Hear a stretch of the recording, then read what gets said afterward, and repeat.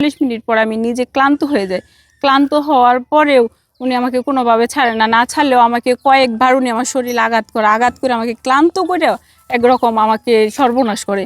করার পরেও আমি এটা যখন আমার হাজবেন্ডকে জানাই, জানানোর পরে উনি এটার কোনো পদক্ষেপ নেয় নাইকে। তো আজকাল আমি এখনো অনেক বিচারের জন্য ধারে ঘুরতেছি, কোথাও বিচার পাচ্ছি না। আমি শ্রীপুর মামলা করছি, সব জায়গায় মামলা করছি, আমার মামলার কাগজ আমার হাতে আছে, সব কিছু হাতে আছে। আমার হাজবেন্ডও আমার সমস্ত প্রমাণ সব ডিলিট করে দিছে। এখন আমি সবার পিছনে লড়তেছি। আমি একজন প্রবাসী মেয়ে এবং প্রত্যেকটা প্রবাসীর কাছে শুধু একটাই অনুরোধ করব যে আপনারা সবাই আমার পাশে দাঁড়ান। আজকালকে মিডিয়াতে না আসলে দেখা যায় কোনো বিচার পাওয়া যায় না, আর প্রবাসী ছাড়া কোনো বিচার হয় না।